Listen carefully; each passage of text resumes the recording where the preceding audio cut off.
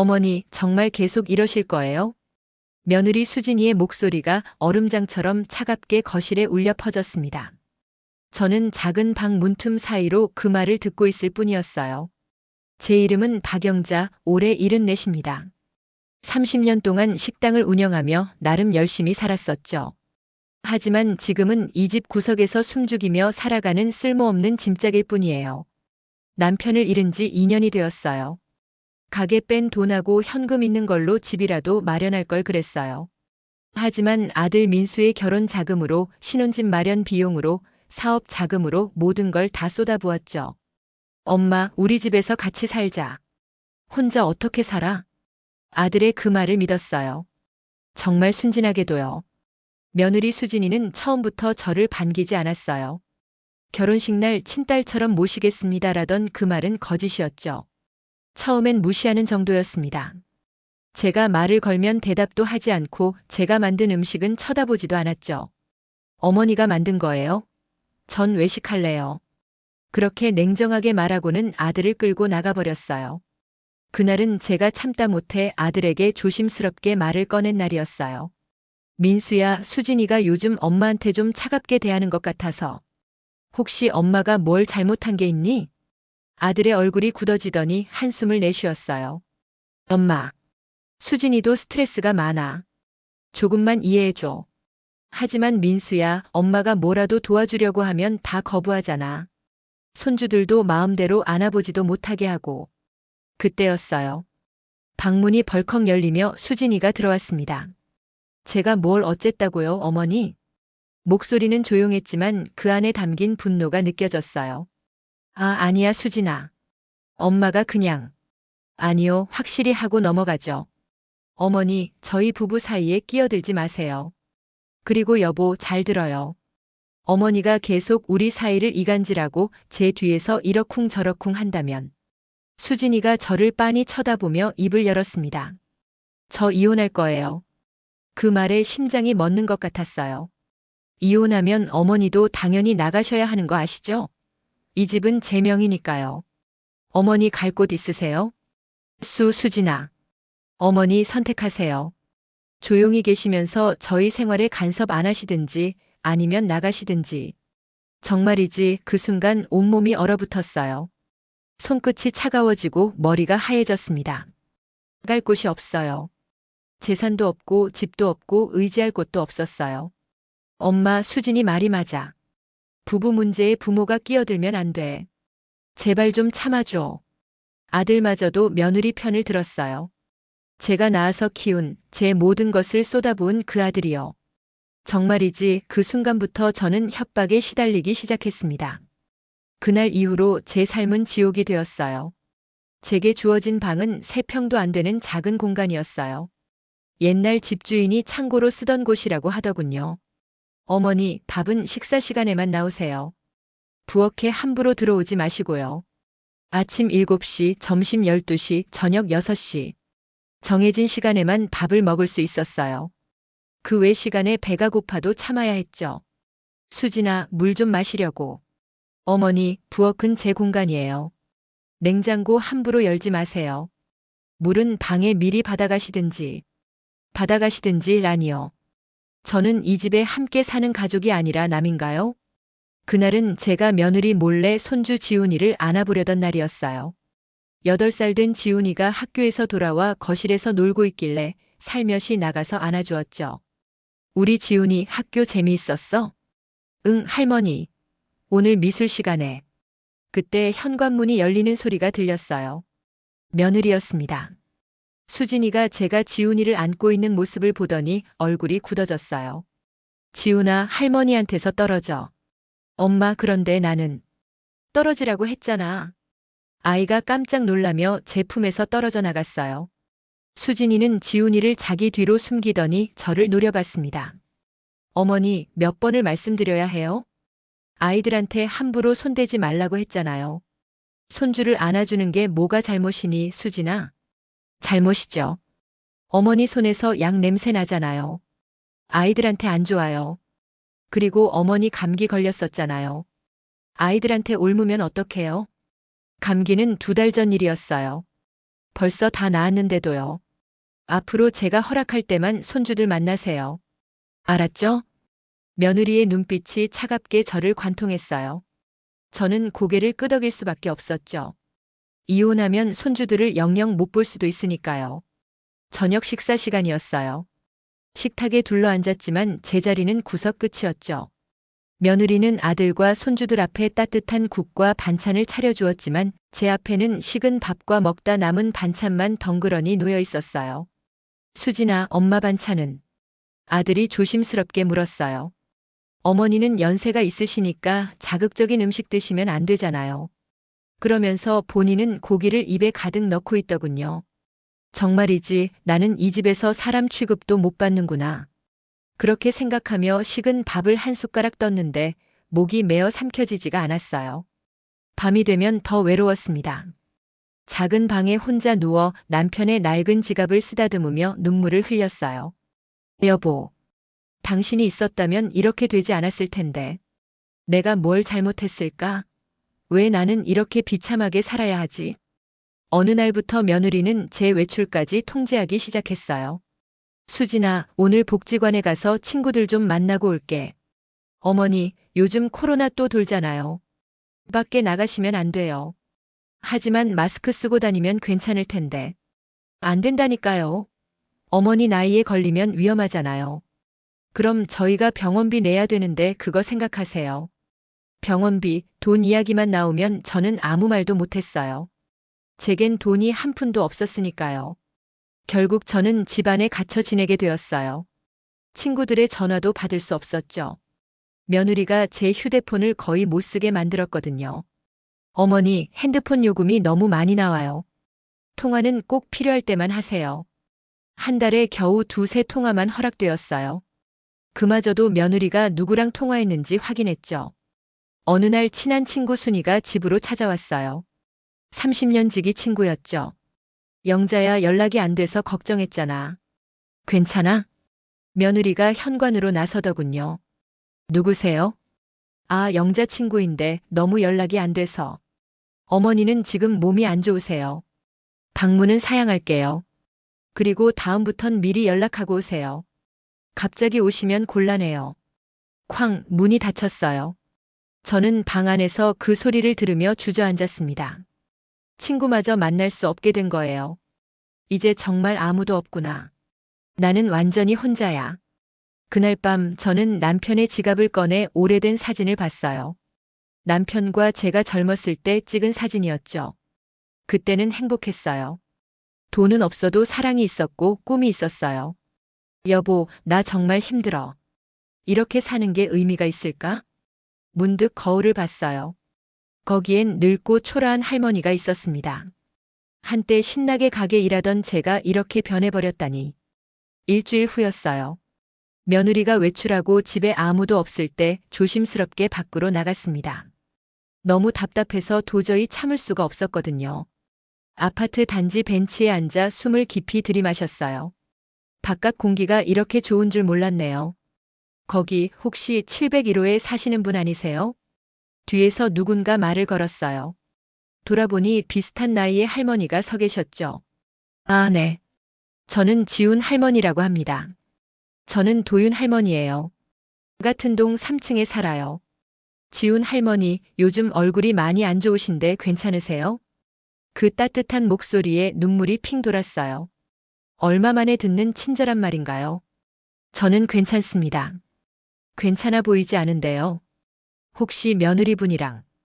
도윤 할머니는 제 표정만 봐도 알아차렸나 봐요. 고개를 끄덕이자 도윤 할머니가 한숨을 쉬었습니다. 저도 비슷한 경험이 있어요. 5년 전까지만 해도 아들 집에서 살았는데 며느리한테 정말 고생 많이 했죠. 그러셨어요? 네, 그런데 지훈 할머니 계속 이렇게 사실 거예요? 그 질문에 저는 아무 대답도 할 수 없었어요. 도윤 할머니와 저는 그날 이후로 몰래 만나기 시작했어요. 며느리 몰래, 아들 몰래요. 도윤 할머니는 제게 용기를 주었습니다. 당신도 인간이에요. 존중받을 권리가 있어요. 돈이 없어도 방법은 있어요. 노인복지시설도 있고 정부 지원도 있어요. 도윤 할머니의 말이 제 마음속 깊은 곳을 건드렸어요. 이대로는 안 되겠다는 생각이 들었죠. 그날은 제게 가장 충격적이었던 날이었어요. 며느리가 친구들과 수다를 떨고 있었고 저는 방에 있었죠. 그런데 거실에서 들려오는 대화 소리가 너무 커서 다 들렸어요. 수진아, 시어머니랑 사는 거 힘들지 않아? 며느리 친구가 물었나 봐요. 힘들죠. 진짜 거추장스러워 죽겠어요. 밥도 따로 챙겨줘야 되고 신경 쓸 것도 많고. 근데 왜 같이 살아? 요양원이나 그런 데 보내면 되잖아. 요양원비가 얼마인데요? 그냥 집에서 대충 먹여주고 재워주는 게 싸요. 어차피 얼마 안 남았잖아요. 그냥 참고 사는 거죠. 얼마 안 남았다고요?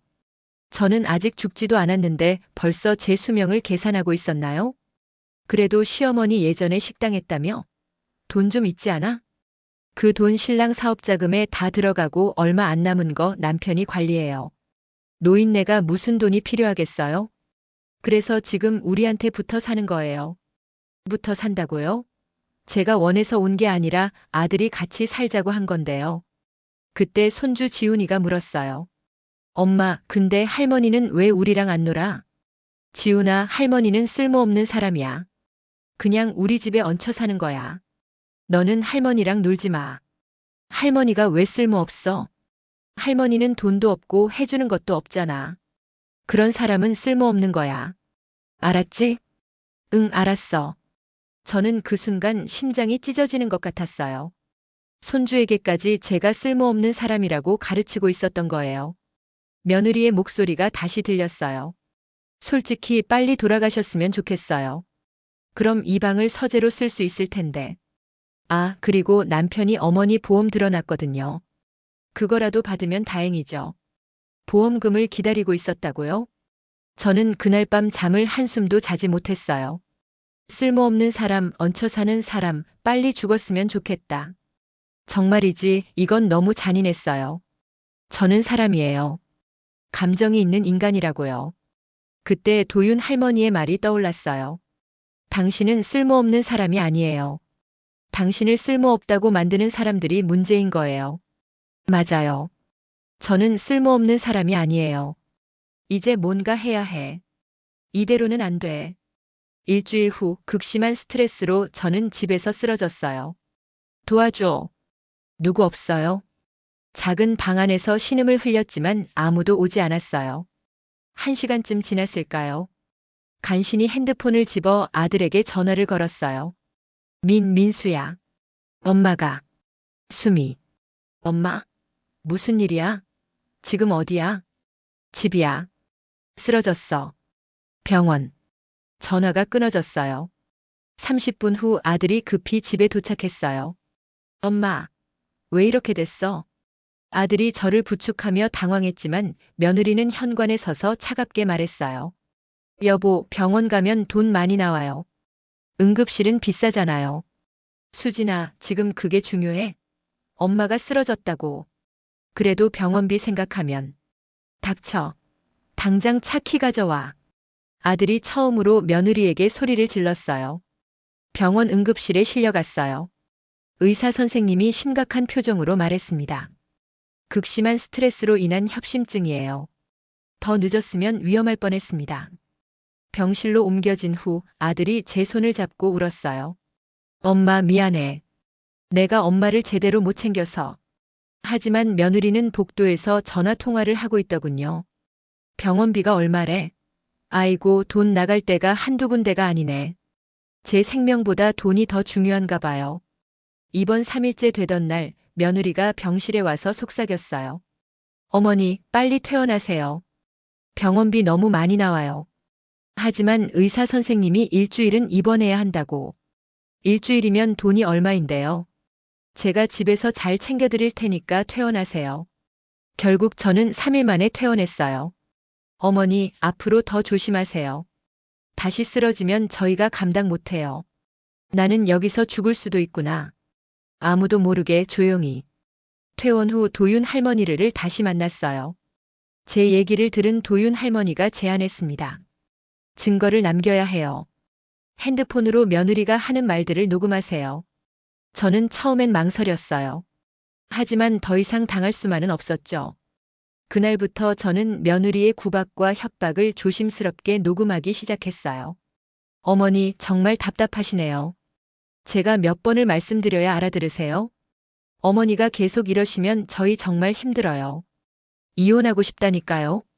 하나하나 녹음할 때마다 가슴이 아팠어요. 결정적인 순간이 왔어요. 며느리가 아들과 싸우는 소리가 들렸거든요. 여보, 솔직히 말할게요. 어머니 때문에 진짜 미치겠어요. 근데 어떻게, 우리 엄마인걸. 여보, 내가 원하는 건 단 하나예요. 어머니를 요양원에 보내든지 아니면 어디든 다른 곳으로 보내주세요. 수진아, 그건 좀. 아니면 이혼할 거예요. 그리고 솔직히 어머니가 빨리 돌아가시면 보험금이라도 나오잖아요. 그거 받으면 우리 애들 교육비에 보태고. 보험금 이야기가 또 나왔어요. 저는 손이 떨리면서도 녹음 버튼을 눌렀습니다. 어머니 연세가 74시면 얼마 안 남으셨잖아요. 조금만 참아요. 그냥 음식 좀 대충 드리고 약도 대충 챙겨드리면 알아서 가시지 않을까요? 그 말을 듣는 순간 온몸이 얼어붙었어요. 저를 죽이려는 건가요? 일주일 후 저는 용기를 냈어요. 아들과 며느리를 거실로 불렀습니다. 민수야, 수진아. 할 말이 있어서 불렀어. 저는 핸드폰을 꺼내 녹음 파일을 재생했어요. 어머니, 우리 집 냉장고 함부로 열지 마세요. 거지도 이렇게 안 해요. 어머니가 빨리 돌아가시면 보험금이라도 나오잖아요. 녹음 파일이 재생되는 동안 거실은 조용했어요. 이건 어머니 도청한 거예요? 아들이 먼저 입을 열었어요. 수진아, 이게 진짜야? 내가 정말 이런 말을 했어? 민수야, 엄마는 이제 여기서 못 살겠구나. 엄마가 짐이 된 것 같아. 그리고 무엇보다도 엄마는 존중받지 못하는 곳에서 살고 싶지 않아. 며느리가 벌떡 일어나더니 소리쳤어요. 어머니, 이게 뭐예요? 저를 나쁜 사람으로 만들려고요? 수진아, 내가 한 말이잖아. 그건 제가 화가 나서 한 말이에요. 진심이 아니면 그런 말을 할 수 있니? 민수야, 엄마는 내일 이 집을 나갈 거야. 그리고 엄마 통장도 앞으로는 내가 관리할 거야. 다음 날 아침 저는 옷가방을 꺼내 짐을 싸기 시작했어요. 가방을 들고 현관으로 향했어요. 며느리는 눈이 퉁퉁 부어 있었죠. 어머니, 제가 잘못했어요. 지금 와서? 어머니가 정말 나가시면 이웃들이 뭐라고 하겠어요? 수진아, 내가 걱정하는 건 나에 대한 것이 아니라 내 체면이구나. 며느리가 갑자기 무릎을 꿇었어요. 어머니, 제발 한 번만 용서해 주세요. 제가 정말 잘못했어요. 아들도 옆에서 무릎을 꿇었습니다. 엄마, 가지 마. 내가 수진이한테 똑바로 말할게. 우리 다시 잘 살아보자. 하지만 저는 고개를 저었어요. 민수야, 너는 내 가정을 지켜라. 엄마는 엄마 인생을 살 거야. 그럼 손주들은요? 손주들도 사랑하지만 그것 때문에 내 존엄을 포기할 순 없어. 며느리의 목소리가 더 커졌어요. 어머니, 제발 한 번만 용서해 주세요. 다시는 그런 일 없을 거예요. 수진아, 넌 나를 사람으로 보지 않았어. 그냥 짐 부담으로만 봤지. 이제 와서 무릎 꿇는다고 내 상처가 아물 것 같니? 3년 동안 쌓인 상처가. 너가 갑자기 이러는 것도 얼마 안 남은 내 돈 때문인 걸 누가 모를 것 같아? 며느리는 더 이상 아무 말도 하지 못했어요. 민수야, 수진아. 엄마는 결정했어. 가방을 들고 현관으로 향했어요. 현관문을 열려는데 안쪽에서 작은 발소리가 들렸어요. 할머니. 돌아보니 손주 지훈이가 서 있었어요. 할머니, 정말 가는 거야? 아이의 눈에 눈물이 그렁그렁했어요. 저도 가슴이 먹먹해졌죠. 그래, 지훈아. 할머니는 다른 곳에서 살아야겠어. 왜? 내가 싫어서? 아니야, 지훈아. 할머니는 너를 정말 사랑해. 하지만 할머니도 행복하게 살 권리가 있단다. 할머니. 엄마가 할머니는 쓸모없다고 했는데 나는 그렇게 생각 안 해. 그 말에 눈물이 핑 돌았어요. 지훈아, 할머니는 쓸모없는 사람이 아니야. 그거 꼭 기억해 줄래? 응, 할머니. 나는 할머니 좋아해. 할머니도 지훈이 정말 사랑해. 아이를 마지막으로 꽉 안아주었어요. 그리고 조용히 말했죠.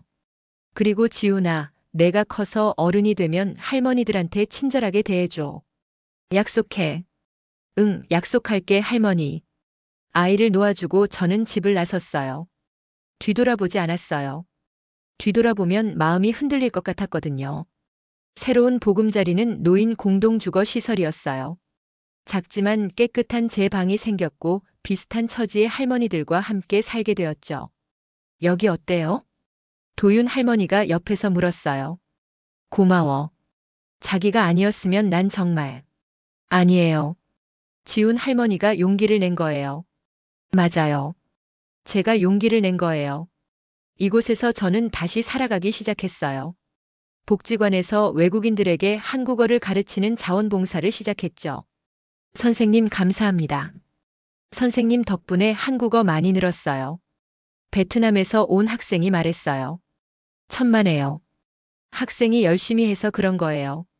누군가에게 진짜 필요한 사람이 된다는 것, 존중받는다는 것이 이렇게 기쁜 줄 몰랐어요. 가끔 아들에게서 전화가 와요. 엄마 명절에 집에 와서 같이 보내요. 아니야, 민수야. 나는 여기서 친구들과 보낼 거야.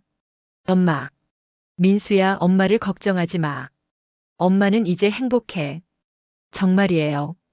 저는 이제 행복해요. 창밖을 바라보며 혼잣말을 했어요. 여보, 당신이 떠나고 나서 정말 힘들었어. 하지만 이제는 괜찮아. 나는 나를 되찾았어. 남편의 낡은 지갑을 쓰다듬으며 미소 지었어요. 나는 쓸모없는 사람이 아니야. 나는 박영자 30년 동안 열심히 내 일을 했고 지금도 여전히 누군가에게 필요한 사람이야. 비록 늦었지만 저는 다시 시작했어요. 74세 나이에 새로운 삶을 말이죠. 가끔 손주들이 보고 싶어요. 아들도 그립고요. 하지만 그것 때문에 제 존엄을 포기할 순 없어요. 저는 이제 자유예요. 누구 눈치 보지 않고 협박에 떨지 않고 당당하게 살아가고 있어요.